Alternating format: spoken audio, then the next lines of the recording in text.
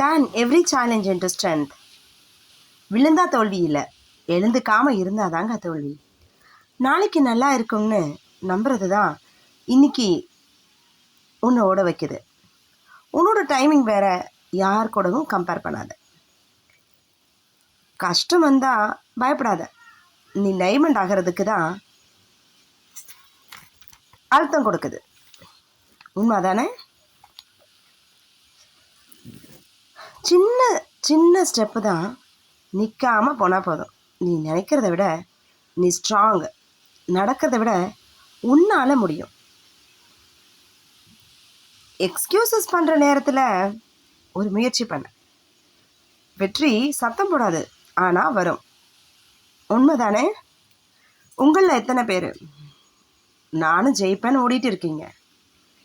நான் விழுந்துட்டேன், என் கால் அடிபட்டுருச்சுன்னு சோர்ந்து போய் உட்காந்துருக்கிறீங்களா? இல்லாட்டி சரியா? அதாவது இன்னைக்கு நல்லா இல்லை, நாளைக்கு எப்படி இருக்குமோ அப்படின்னு சோர்வடைகிறத விட, இன்னைக்கு நான் ஓடினேன், இதை விட நாளைக்கு பெஸ்ட்டாக இருக்க போது, நான் ஜெயிக்க போகிறேன்னு ஓடணும் ஒவ்வொரு நாளும். சரியா?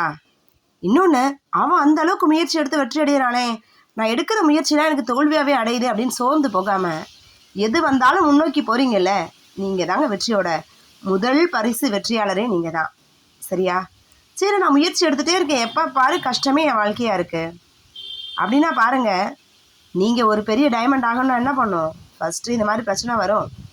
இதெல்லாம் கடந்து போனால் தான் உங்களால் வாழ்க்கையில் ஒரு பெரிய லட்சியத்தை அடைய முடியும்.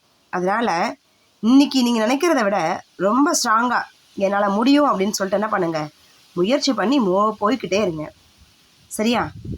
எல்லோரும் சில நேரங்களில் எக்ஸ்கியூசஸ் பண்ணிகிட்டே இருக்கிற நேரத்தில் கண்டிப்பாக நீங்கள் என்ன பண்ணுங்கள், முயற்சி எடுங்க, கண்டிப்பாக ஜெயிப்பீங்க. சரியா? அதாவது மேக் யுவர் ப்ரெசன்ஸ்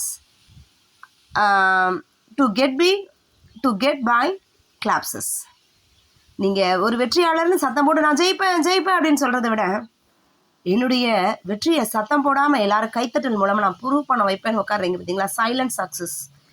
அது தாங்க மாபெரும் வெற்றி. நீங்கள் எப்படிப்பட்டவர்?